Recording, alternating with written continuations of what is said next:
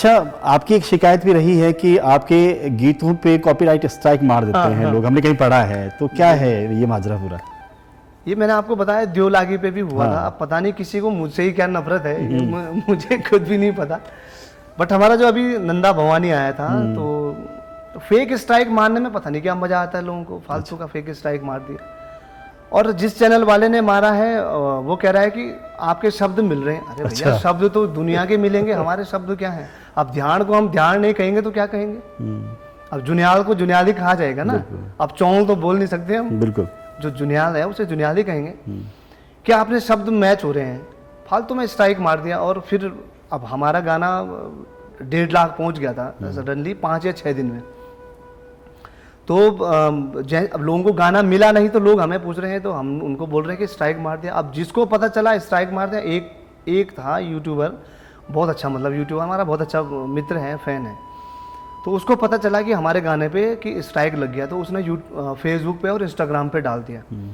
और वो इंस्टाग्राम पे डाला, फेसबुक पे डाला, तो सडनली वो जो उसने लिखा हुआ था वो बहुत जल्दी मतलब वायरल जैसा हो गया। अब जिस चैनल ने स्ट्राइक मारा था वो परेशान हो गया। अच्छा, फिर हुआ क्या कि वो हमें फ़ोन कर रहा है। हमने कहा, वो कह रहा है कि भाई ऐसा मत करवाओ। मैंने कहा हमने थोड़ी करवाया भाई, आपने फेक स्ट्राइक मारी है तो आप जवाब भी दीजिए ना, किस गाने से आपने फेक स्ट्राइक मारी है। तो उसके बाद उन्हें स्ट्राइक खोल दी थी। फिर तो हम बड़े परेशान रहे, 1-1.5 दिन हम परेशान रहे। मैंने कहा यार, शब्दों पे कौन स्ट्राइक मारता है भाई?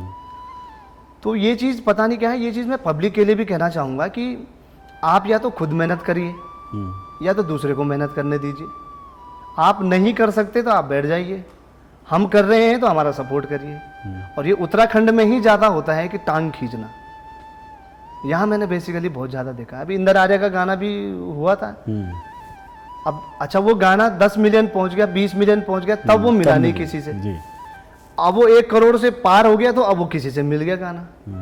तो ये आज से नहीं है, बहुत पहले से ही यहाँ पे उत्तराखंड में है टांग खिंचाई का। मतलब हम ये मान के चलें कि अब विवेक नौटियाल भी उस श्रेणी के कलाकार हो गए हैं कि लोग उनसे रिसने लगे हैं। अब देखिए भाई, मैं तो एक पुरानी कहावत है कि जब भी आपको कोई मतलब एक व्यक्ति है या कोई भी व्यक्ति आपकी वो प्रशंसा भी करे, और दूसरी बात है पब्लिक आपके बारे में कुछ अनर्गल बातें भी करे।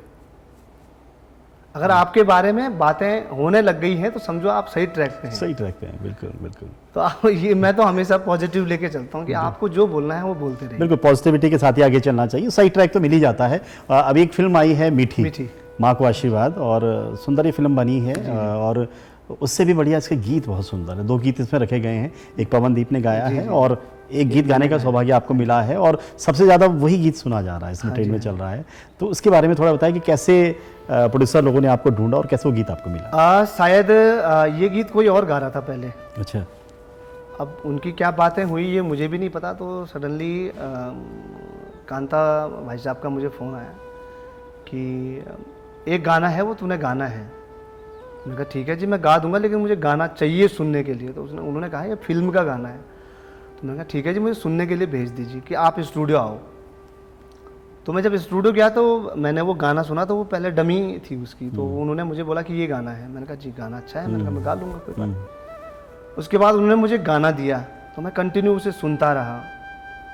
बीच में कई बार ऐसा हुआ कि समय नहीं मिला तो मैं नहीं सुन पाया, बट मैंने वो गाना सुना। और उसके बाद जब मैं स्टूडियो में गया तो मैंने सोचा कि आज ये मेरी डमी लेंगे, लेकिन उन्होंने कहा कि आज फाइनल है, वो कल होनी है। अच्छा, तो मैंने उनसे बोला कि सर फाइनल में तो मेंटली प्रिपेयर हुई नहीं फाइनल वोकल के लिए। तो उन्होंने कहा नहीं फाइनल तो आज ही करना है, मैं शूट भी करना है इस गाने का। तो मैंने उनसे बोला, मैंने कहा सर मैं कोशिश करता हूँ। तो मैं परमात्मा का नाम लिया और घुस गया स्टूडियो में। अच्छा, उसके बाद मैंने पूरा गाना गाया। लगभग 20 या 25 मिनट लगे होंगे मुझे गाना गाने में। अच्छा, हाँ, उस इतने समय में मैंने गाना गा दिया पूरा। ओके, फाइनल टेक कर दिया? फाइनल टेक मैंने 20 या 25 मिनट में कर दिया था, क्योंकि थोड़ी देर मुझे कई बार हो जाता है वॉइस आपको क्लियर नहीं आती है, कई बार थोड़ा सा मिसमैच हो जाता है, कई बार बेसुरा जैसा हो जाता है। तो उसके बाद लगभग 15 या 20 मिनट में गाना ओके हो गया, उन्होंने सुना। तो जो प्रोड्यूसर थे उनने मुझे बोला कि यार ये बंदा है कौन? तो उन्होंने कहा कि ये है फोक सिंगर है। कि तो किसी एंगल से फोक सिंगर नहीं लग रहा है। अच्छा। अगर ये गाना ये ऐसा गा सकता है तो इसको अगर और गाने दिए जाएंगे तो ये कितना अच्छा गाएगा। तो उसके बाद जब उन्होंने फाइनल मिक्स होके वो गाना सुना तो मतलब जो हमारे प्रोड्यूसर साहब हैं इसे गोयल जी, वो मेरी इतनी तारीफ करते हैं कि मतलब शब्द नहीं है कि वो ये आपने गाया भी बहुत अच्छा है। हाँ, तो मुझे बोलते हैं यार भाई ये गाना ऐसा है कि मतलब जो भी सुन रहा है। और इस गाने में सबसे बड़ी बात यह है कि जब मूवी आ गई थी तो हमारे आदरणीय नेगी जी, मदन डुकलान जी, वो अभी फिल्म फेयर जो अवार्ड हुआ था यूका अवार्ड, तो वहाँ पे दिल्ली गए थे। तो सडनली नेगी जी इस गाने पे चर्चा कर रहे थे। तो डुकलान जी ने मुझे फ़ोन करा कि नेगी जी बहुत तारीफ़ कर रहे थे इस गाने की। तो मैंने मनी मन सोचा, मैंने कहा इतने बड़े आदमी हैं नेगी जी, तो हमारे उत्तराखंड के गढ़ रत्न हैं, नेगी जी तो खुद ही एक डिक्शनरी है। तो मैंने कहा धन्यवाद सर, आप लोगों का आशीर्वाद है। और सडनली मैं स्कूल में था, मुझे नेगी जी का फ़ोन आ गया। अब मैंने सोचा नेगी जी का फ़ोन आया तो कार्यक्रम ही होगा। तो नेगी जी ने मुझे बात करी कि हाँ भाई क्या हाल है। मैंने कहा राव जी सब बढ़िया। तो उन्होंने मुझे बोला कि यार तेरा गाना मैंने सुना, बहुत बढ़िया गाना है, बहुत ही ज़बरदस्त गाना है और लिखा भी बहुत अच्छा है, गाया बहुत अच्छा है, कंपोज बहुत अच्छा हुआ है। और मूवी तो अभी मैंने देखी नहीं, बट देख दी थी उन्होंने, उसके बाद देख दी थी। तो नेगी जी ने जब इतनी बड़ी बात बोलती तो हमारे लिए इससे बड़ा आशीर्वाद और कुछ नहीं हो सकता कि हम उनसे सीख सीख के आज उस मुकाम पे आ गए हैं कि लोग हमसे गवा रहे हैं। उन्हीं का आशीर्वाद है। हाँ जी। बहुत सुंदर आवाज़ आपकी लगी और सबसे अच्छी बात है कि पर्दे पर, वो पहले पर्दे पे आपकी आवाज़ बहुत अच्छी लग रही है। तो प्लीज़ अगर उसकी कुछ लाइनें अगर आप हमारे व्यूअर्स के लिए मैं गाएं। कोशिश करता हूँ। छुयो बटिक तेरी आंधी रे, आंधी मिठी मिठी रसाण रे, जग जाहिर वे ग्याई रे, छोरी तेरा हाथियों को खाणू रे, गो गुठ्यारू से तू ऐगे भज्ञानी अर छेगे विदेशू माँ, हर क्वीच अब तेरी ही तेरी बस चुई लगाणू रे, मिट्टी रसवाल रे भज्ञानी, मिट्टी रसवाल रे, मिट्टी रसवाल रे, चतु बड़ी मिट्टी रसवाल रे। बहुत सुंदर, बहुत अच्छा आपने गाया है।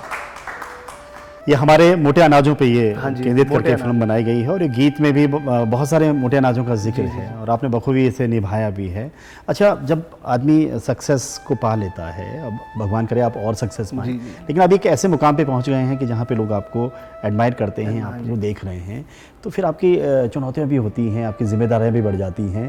तो कैसे देखते हैं इस सबको? अब जिम्मेदारी बढ़ गई है। देखिए सर, चुनौतियाँ तो हर कदम पर हैं और हमारी लाइन में ज़्यादा हैं और हम एक सिंगर हैं तो हम पे ज़्यादा ही मतलब लोड है, क्योंकि हमें शब्दों को भी देखना पड़ता है। अभी मेरे साथ बीच में एक गाना आया था, उड़ी जा चक्खुली, उड़ी जा गेंदुड़ी।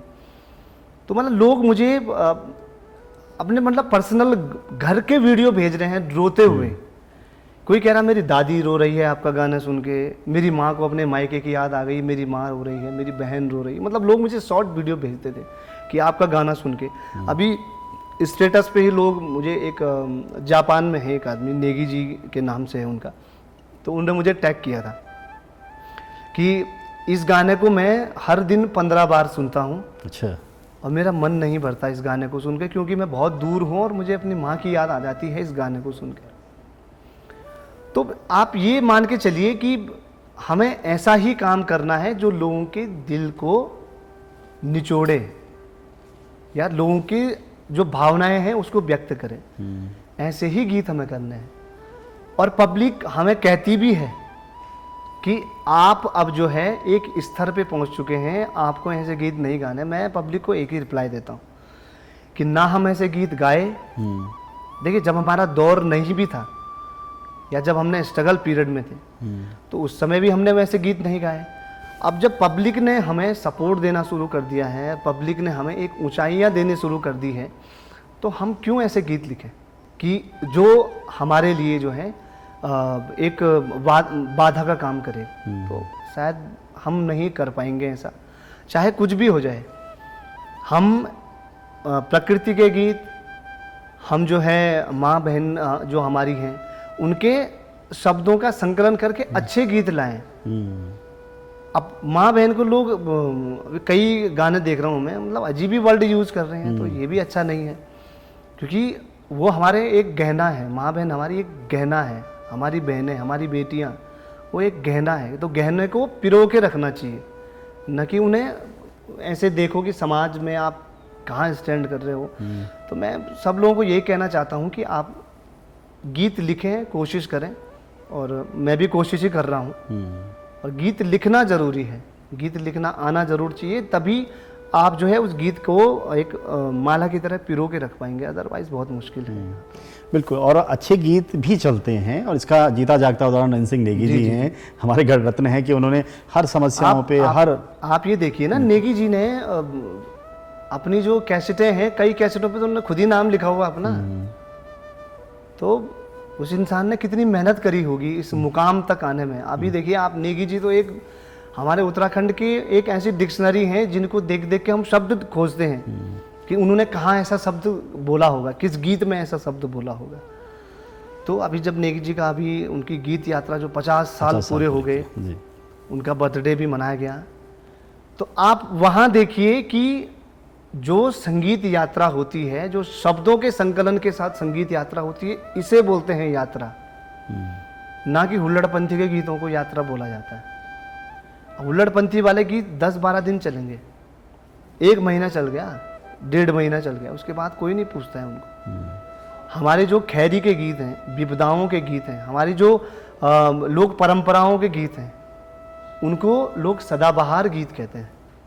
अच्छा, यहाँ पे आपको रोकूंगा, और आपने अपने गीत भी हमें सुनाए, बहुत सुंदर आपके गीत हैं, और आपने कहा कि आपने नेगी जी के मंचों पे भी बहुत गाया है। नैन सिंह नेगी जी का कौन सा वो गीत है जो सबसे करीब है आपके दिल के, उसकी कुछ पंक्तियाँ आप? नेगी जी के तो सारे गाने मेरे करीबी हैं, लेकिन उनका जो एक गाना है, लयूं छो भाग छांटी की देयूं छो वी को अंजोलियों ने, और एक जो गीत मेरा बहुत फेवरेट है वो है, को ढूंगोनी पूजी मिन के डांडा नी गोमी को खैरी नी खाई भेजी तो माँ क्या लगो में। ये मेरे बहुत फेवरेट गीत। नेगी जी के इन्हीं गीतों में से किसी गीत की कुछ पंक्तियाँ हमारे? मैं सुना देता हूँ आपको।